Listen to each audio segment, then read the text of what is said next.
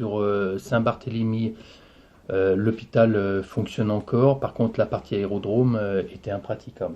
Ce sont les dernières informations pour ceux qui vont partir. Depuis le début de la crise, le GIS 74 était bien sûr en alerte, mais le groupe d'intervention et secours a préféré laisser passer le second ouragan pour s'activer et surtout bien établir le type de mission qui s'annonçait. Il s'agira évidemment de déblaiement et d'appui logistique, mais, et c'est une première, également de reconnaissance. Pour la première fois sur une mission, on part avec un pilote de drone professionnel et 2 drones un peu spécifiques qu'on a testés en exercice, qu'on n'a jamais mis en œuvre en mission. Un premier drone qui fait de l'image, qui nous permet d'avoir de l'image 3D des bâtiments touchés. Donc ça c'est intéressant pour la reconnaissance. Et un deuxième drone qui peut faire de l'image infrarouge et de l'image caméra thermique.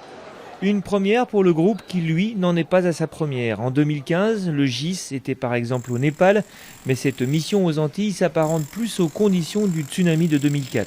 Du coup, ce sont les tronçonneuses et les perforateurs qu'on emmène, mais pas seulement.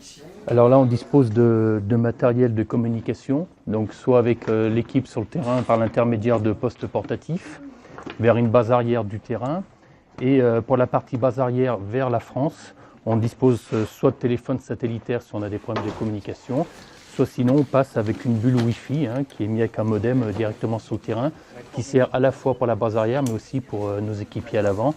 Nos postes émetteurs nous permettent de travailler depuis le terrain jusqu'à la base arrière, voire même en communication ici avec la base arrière en France.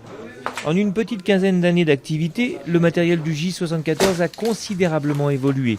Les effectifs aussi, le groupe peut compter jusqu'à 35 personnes actuellement, mais la doctrine d'engagement reste la même, 10 personnes pour secourir pendant 10 jours, et ceci en autonomie complète.